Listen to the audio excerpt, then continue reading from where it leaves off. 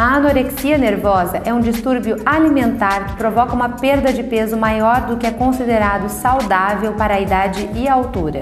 Pessoas com este distúrbio têm medo de ganhar peso, mesmo quando já estão com peso abaixo do normal. Podem abusar de dietas e exercícios e usar os mais diversos métodos para perder mais peso. A psiquiatra doutora Patrícia Proma nos fala a respeito das causas desta doença. São múltiplos fatores, né? Na anorexia nervosa, o que conta bastante são os fatores psicológicos e culturais. Nos fatores culturais, nós temos essa cultura com o corpo magro, a pessoa com aquela crença de que precisa ter um corpo bonito para ser bem aceita. Nos fatores psicológicos, nós percebemos aquelas pessoas que têm uma personalidade bem marcante, bem forte, têm opinião mesmo. São pessoas com baixa autoestima, que têm uma sensibilidade muito grande a críticas e frustrações. Então acabam tentando compensar de uma maneira mais rígida, né? Fatores genéticos também estão envolvidos, mas nesse transtorno em especial é o fator psicológico cultural que determina mesmo. Doutora, comente para nós a respeito dos sintomas dessa doença. É um medo intenso de ganhar peso, mesmo quando você já está abaixo do peso considerado ideal para aquela idade, para aquela altura, né? Então essas pacientes, elas têm uma imagem distorcida do próprio corpo, elas vão acostumando com aquele corpo magro e vão querendo sempre mais. E nós temos basicamente dois tipos de anorexia. A anorexia restritiva, onde o paciente simplesmente começa a ingerir quantidades mínimas de alimento, e tem a anorexia purgativa, quando além de restringir o alimento, ele ainda toma medidas que acelerem a perda de peso mais ainda. Então, vômitos, exercícios físicos em excesso. Doutora, mas nesses casos onde os pacientes induzem o vômito, não seria o caso de um outro diagnóstico, por exemplo, de bulimia nervosa? É uma ótima pergunta. A diferença entre a anorexia do tipo purgativa com a bulimia é que na bulimia você toma essa atitude de induzir o vômito depois de comer uma quantidade absurda de alimentos, uma quantidade que você normalmente não daria conta de comer. Então ela tenta compensar ou vomitando ou fazendo exercícios físicos muito intensos, né?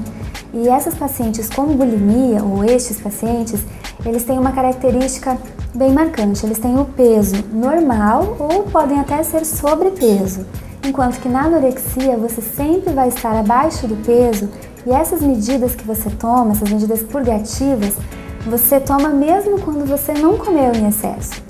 Mesmo não comendo quantidades mínimas, ainda assim elas buscam essa forma de purgação para acelerar ainda mais a perda de peso. Doutora, e qual o momento certo para buscar ajuda profissional? O quanto antes, melhor. Mas na prática a gente vê que os pacientes com anorexia, eles chegam para nós já num estágio mais avançado, numa magreza bem importante. Porque eles são muito espertos, eles têm uma opinião forte, eles querem emagrecer e acabam enganando, disfarçando os familiares, os amigos, as pessoas que já começam a prestar atenção. A primeira vez que o familiar percebe que aquele peso ali já está exagerado, uma magreza excessiva, começa a cobrar desse paciente que vá procurar uma ajuda, que vá fazer um tratamento. Então esse paciente ele começa a enganar. Eles criam até técnicas de como colocar a comida no prato, fazer de conta que o prato está cheio, comer o mínimo possível. Então quando chegam pra gente é porque eles vêm mesmo trazidos, arrastados pelos familiares, porque a situação já está bem crítica. E aí nesses casos não é só a magreza, mas as complicações clínicas que vêm associadas, né?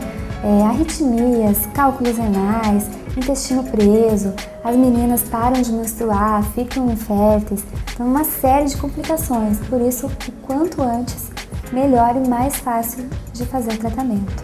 Como é feito então, doutora, o tratamento para quem tem anorexia nervosa? Em primeiro lugar, nós temos que ter consciência de que o psiquiatra sozinho não vai conseguir resolver esse problema, porque não é uma questão de você medicar essa paciente, é uma questão médica, psicológica, cultural. Então precisa de uma equipe multidisciplinar envolvendo psiquiatra, psicólogo, nutricionistas, né? Algum médico clínico de confiança da família. Essa equipe elas tem que estar bem coordenada. Em primeiro lugar, você vai tratar o que é mais urgente. ou seja, fazer a paciente recuperar um pouco aquele peso e restabelecer então as funções orgânicas, né? Ou seja, o intestino volta a funcionar, as moças voltam a menstruar, né? E depois você vai fazer uma abordagem mais profunda, que é a psicológica, que é fundamental nesses casos, né?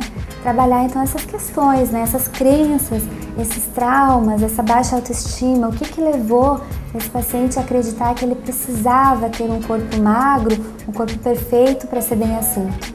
E isso é complexo, não é fácil, então precisa de uma rede de apoio muito forte.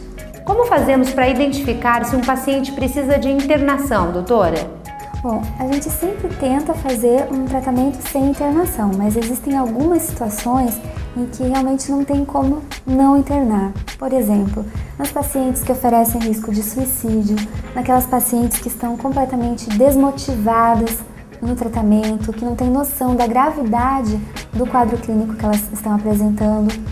Naqueles casos onde as complicações clínicas já são bem graves, então essa paciente está fazendo uma arritmia, pode ter um risco de parada cardíaca, ou então naqueles casos em que a gente percebe que a estrutura familiar não é adequada, que aquela paciente não está recebendo um suporte emocional adequado e talvez uma internação numa fase inicial possa ser de grande utilidade.